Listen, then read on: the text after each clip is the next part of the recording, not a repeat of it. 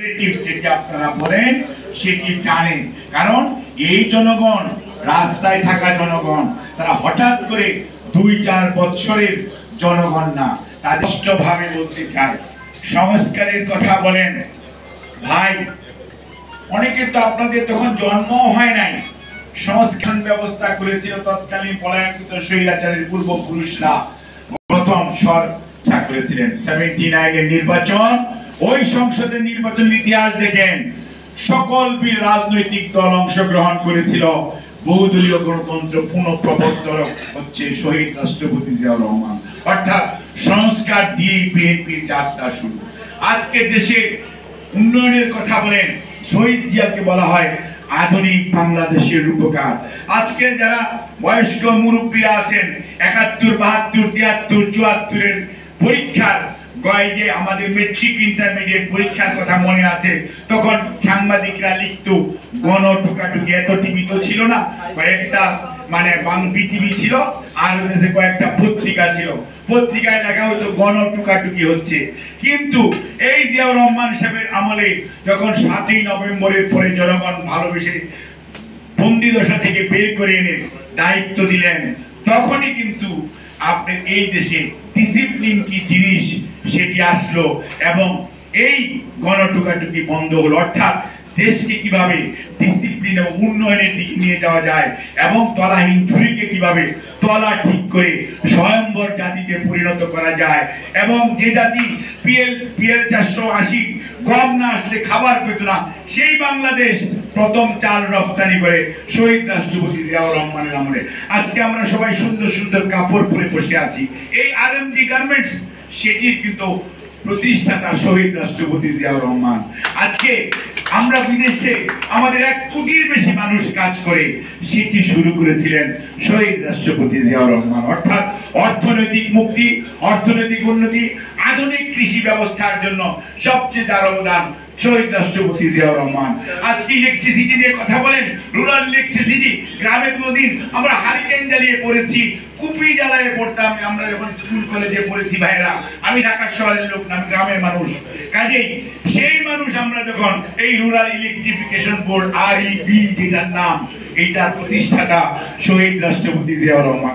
আজকে যে deep tubewell এগুলো যেগুলো আছে BRDB বলেন, ওইটার প্রতিষ্ঠাতাও শহীদ রাষ্ট্রপতি জিয়াউর রহমান। অর্থাৎ কৃষির উন্নয়ন, কৃষকের উন্নয়ন শহীদ রাষ্ট্রপতি জিয়াউর। অর্থাৎ সংস্কার দিয়ে যেটা শুরু।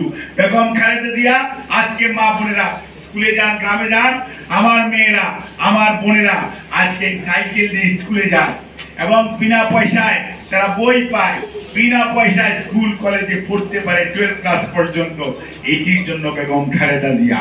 আজকে শিশুদের ডেভেলপমেন্টের জন্য, মানসিক উন্নয়নের জন্য সবচেয়ে বেশি কাজ করা মানুষ শহীদ জিয়া এবং খালেদা জিয়া।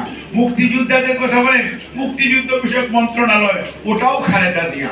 শিশু নারীর কথা বলেন, সেটার উন্নয়নের সাথেও জিয়াউর রহমান, খালেদা জিয়া। অর্থাৎ আমি যে কথাগুলো বলতে চাই, ছিলেন রাষ্ট্রপতি শাসিত সরকার, সেদিকে আপনারা এই বেগম খালেদা জিয়া 91 নির্বাচিত হওয়ার পর সংসদীয় গণতন্ত্র বিরাট সংস্করণ, এটাই প্রথম, এটা একটা বড় সংস্কার, সেটিকে স্বীকার করবেন না?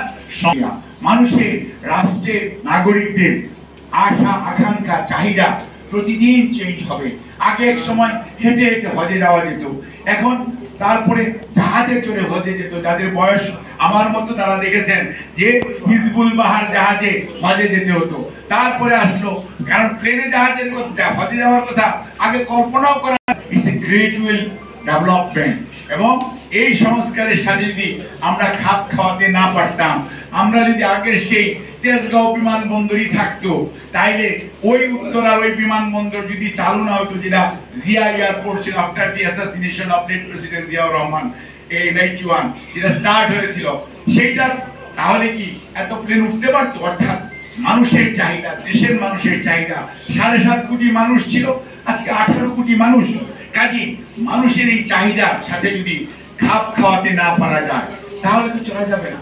এবং এইটার জন্যই সংস্কার, রাষ্ট্র, এগুলি কোনো স্ট্যাটিক কোনো আইটেম না, অলওয়েজ ডাইনামিক। মানুষের আশা আকাঙ্ক্ষা প্রত্যেকটার পরিবর্তন হবে, চিন্তা চেতনার পরিবর্তন হবে, সেইটার সাথে খাপ খাওয়ানো। কিন্তু মনে রাখতে হবে, অতীতকে আপনি ভুলে যাবেন। প্রথম কতদিন বয়ান দেওয়ার চেষ্টা করলেন যে 36শে জুলাই বা 5ই আগস্ট 24 এটি নাকি দ্বিতীয় জন্ম, এইসব কথা বলার চেষ্টা করলেন।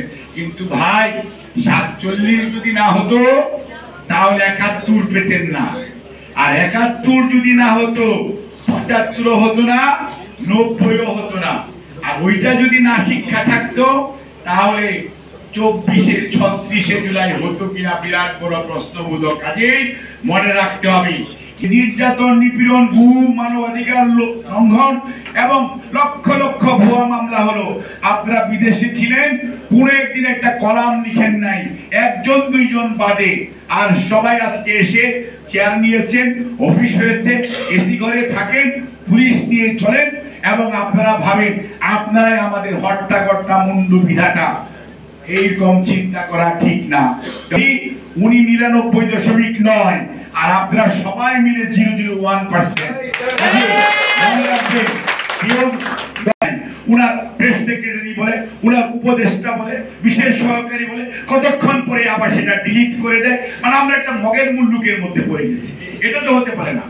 There should be some spokesman of the government যে কথা বলবে, যার কথার মধ্যে কন্টিনিউটি থাকবে, যার কথার মধ্যে সাস্টেনেবিলিটি থাকবে, যার কথার মধ্যে কনসিস্টেন্সি থাকবে। এটি কি?